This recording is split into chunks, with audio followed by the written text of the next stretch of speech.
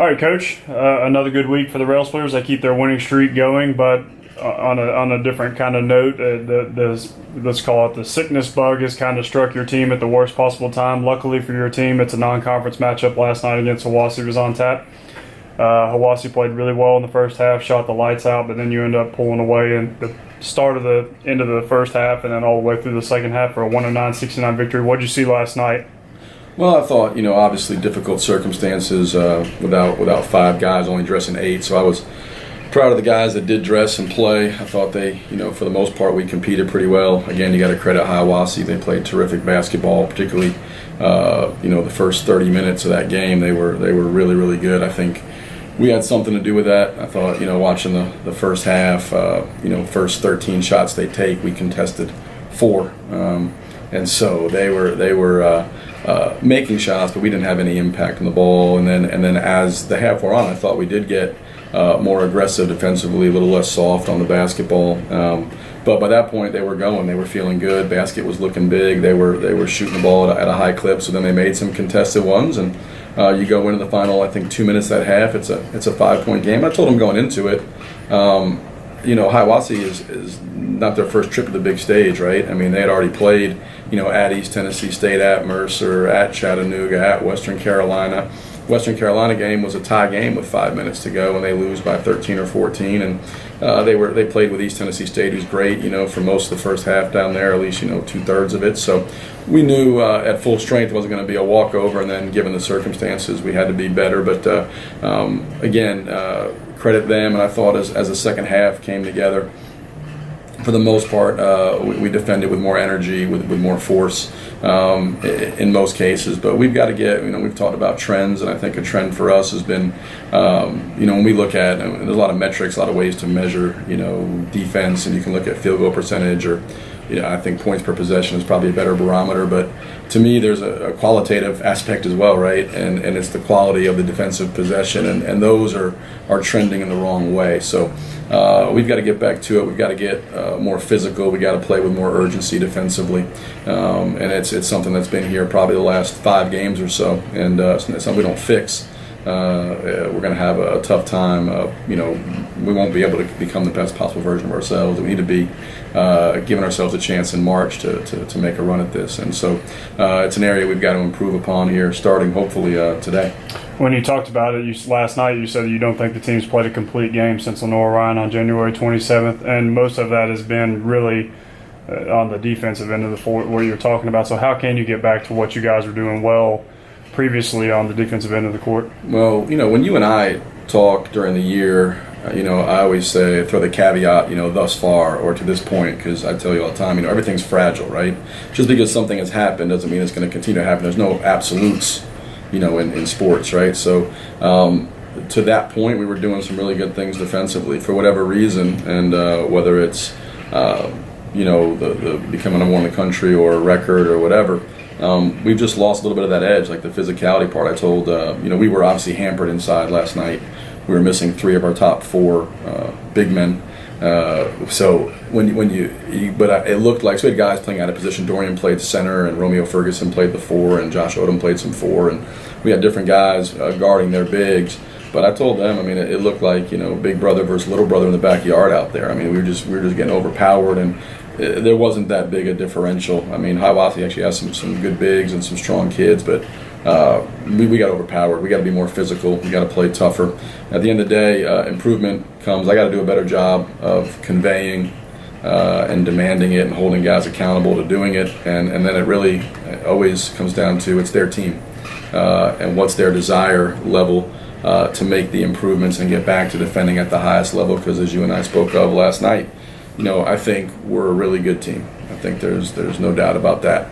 I think there's a gap between being really good and being elite. I think to win at the highest level, you have to be elite.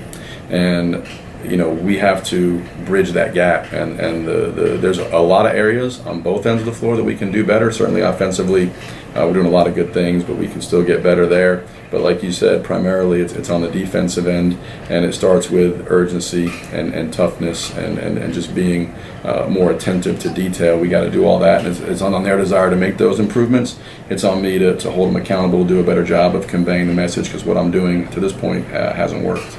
Well, and then you're heading down the home stretch with 3 games left in the regular season. You make the final road trip of the regular season on Saturday when you go to Coker, a team that's been up and down all season but is hanging right there in 5th place in the Southland Conference standings. So kind of what is obviously, it is the longest road trip you'll make in the Southland Conference. So aside from that, what are the challenges of facing Coker? I mean, yeah, well, like you said, it's a really long trip. It's almost 7 hours, so it's a jaunt. But there's a lot of challenges. I think Eric's done an unbelievable job with his team. They were picked, I think, 10th out of 11 in the preseason, and they're up at 5th, and they're competing for a conference home game. Dropped one last night that would have put them, I guess, just a game back, a Wingate there in that 4 or 5 deal. But he's got young guys for the most part. They obviously have Samuels and Barrett, who are veteran guys, but Khalil Halls, Green, I mean, they spread you out and go. Ladarius Williams, they've got a lot of shooting. They play unbelievably aggressive on both ends, play fast. They play with a free mind offensively. They're letting that thing fly, but they play with a lot of confidence. They play with a lot of toughness. They got great depth. They seem to have great energy night in, night out. They play extremely hard. That's a hard place to play. They're a much better team at home. The way you look at all their numbers are much better. When they play at home, and it's a difficult environment. Being down there the last few years, they do a good job. Their crowd is energetic. The way that it's configured, their student section is right on top of your bench. So I expect it to be a really good atmosphere. They've got a good team, and I think everything. We don't play better. We're right to be picked. I mean, we got to play much better than we played here the last few weeks. To have a chance to go in there and get the job done. And so that's going to be, again, on us to do a better job, starting with me, of making sure that these guys are ready to play, understand the challenge at hand, lock in, because we played really well here against them. I thought that was one of our better games of the year in terms of playing both ends, and really I thought our guys were engaged. We shot the ball extremely well, shared it well, attacked their pressure well, guarded them. We played a complete game on both ends of the floor. So I'd like to see that. And hopefully we'll be ready to go. But it's a tough test. They've got good versatility again, and they're just a really, really good team. Eric deserves a lot of credit because he's got a younger group, but they play as hard. We're talking about Dave's team at Newberry. But those guys play as hard and as tough and as energetic as anybody in the conference. Well, there's obviously a lot of stuff coming up. The end of the regular season next week with home games against Carson Newman, and right now number 2 Queens, which is going to be on ESPN3. Then you got the Southland Conference tournament, then the NCAA tournament, and all that stuff that's coming down the rails. How do you keep the team staying in the moment in this game on Saturday? Well, I mean, that's the only thing you can control. And it's hard with younger guys, but we talk all the time about mindfulness. Stay in the moment and don't look ahead and don't look behind. We got to learn from what happened. Like, we got to go into film today and learn from last night and things we did well, and then obviously the things that we need to improve upon, and then we got to put it behind us.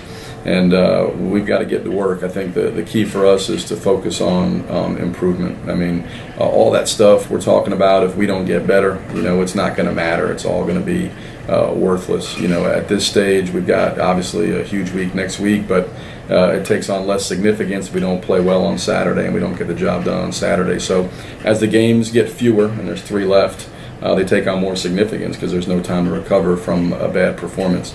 I'm more concerned with than rankings and wins and all that stuff, the ESPN stuff. I'm much more concerned with the quality of our play or lack thereof here these last 5 games. And again, I've got to find a way to help these guys play better. They've got to show a greater desire to do what's being asked of them, and so we all gotta, as a group, cumulatively, coaches and players collectively, do a better job, and that starts on Saturday. Great challenge, great test, and then if we can, take care of our business on Saturday, it sets up for a great week here at home against 2 excellent teams. But if we stub our toe, we're not ready, we're looking ahead, we'll have no chance. And again, the games then next week take on just less significance, and obviously as does the conference tournament and all the stuff that's moving ahead from there. Well, and then obviously you've talked about this throughout the last couple of weeks, is we need to put a complete game together, and obviously we really need to get healthy as it comes to the biggest part of the season. But where do you feel like the team's at right now heading into the last 3 games of the season?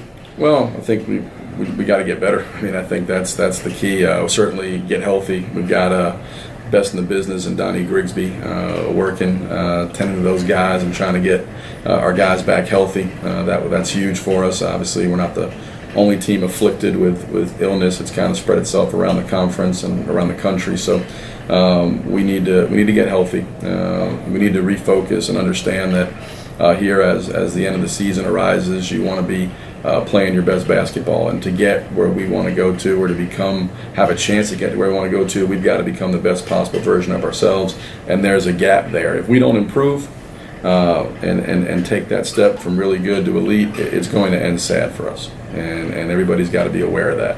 And so, again, it's on coaches, on players, collectively to do the work necessary to take that step, bridge that gap, and that's what the challenge is for us here as we get into the final 9 days. It's going to be an unbelievable stretch. At Coker, obviously home against Carson Newman and Queens, two of the best teams in the country. Queens may be arguably the best team in the country. So we have our work cut out for us. We'll have to get a lot better between now and then to have a chance in these 3 games.